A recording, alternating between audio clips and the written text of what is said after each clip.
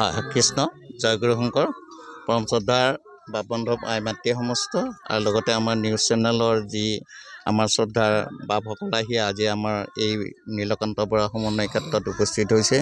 পোনপ্ৰথমে আপোনাসকললৈ আমাৰ আন্তৰিক শ্ৰদ্ধা আৰু ভক্তিবৰা সেৱা নিবেদন কৰিলোঁ।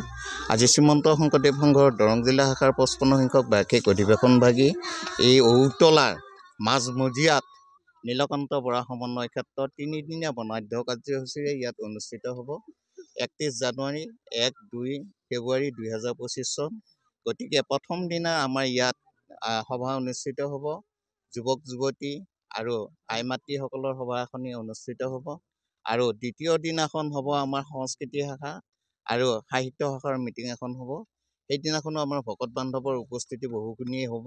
আৰু শেষৰ দিনাখন আমাৰ মুকলি সভা হ'ব। তাৰ আগতে আমাৰ ৰাতিপুৱা আমাৰ ধৰ্মধ্বজা উত্তোলন হ'ব।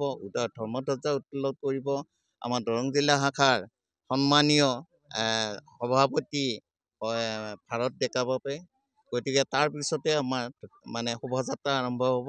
শোভাযাত্ৰাৰ শেষত আমাৰ মুকলি সভা আৰম্ভ হ'ব আৰু মুকলি সভাত আমাৰ সন্মানীয় শ্ৰীমন্ত শংকৰদেৱ সংঘৰ মহামান্য পদাধিকাৰ ভৱেন্দ্ৰ নাথ ডেকা বাপ আহিব।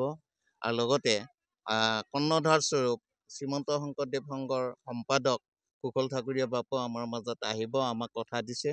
আৰু সেইদিনাখন নিৰ্দিষ্ট বক্তা হিচাপে ৰুক্ম গোসাঁই বৰুৱা তেখেত আমাৰ মাজত আহিব। অসম প্ৰাথমিক শিক্ষা পৰিষদৰ অধ্যক্ষ আৰু লগতে যুৱ সাংবাদিক আমাৰ এঞ্জেলা চাংমাই আইগৰাকীও আমাক আহিম বুলি সম্পূৰ্ণ কথা দিছে।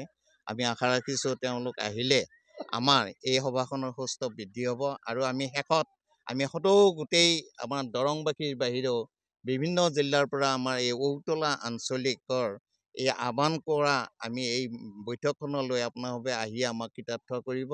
আৰু আমি মহাপ্ৰসাদৰ কাৰণে ইতিমধ্যে আমি যো-জা কৰিছোঁ। প্ৰায় 30,000 ভকতক আমি আপ্যায়ন কৰিবৰ কাৰণে ইতিমধ্যে প্ৰস্তুতি আমাৰ সমাপ্ত হোৱা বুলিয়ে কৈছোঁ। আমাৰ এতিয়া বাজেটখন হৈছে 30 লাখ টকাৰ বাজেট। এই 30 লাখ টকাৰ বাজেটৰ ভিতৰতে আমাৰ এটা সুখৰ বিষয়, আমি নামঘৰটো অকণমান সামৰি লোৱা হৈছিল, যিহেতু আমাৰ নামঘৰটো অলপ আধৰুৱা হৈ আছিল।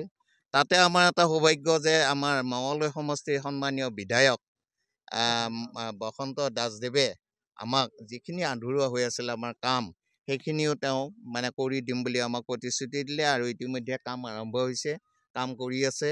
আমাৰ ইয়াৰে স্থানীয় যুৱক শ্ৰী তপন চন্দ্ৰ ডেকা বাপে কামখিনি কৰি আছে। গতিকে আমি আশা ৰাখিছোঁ অধিৱেশনলৈ মাত্ৰ আৰু 10 দিন।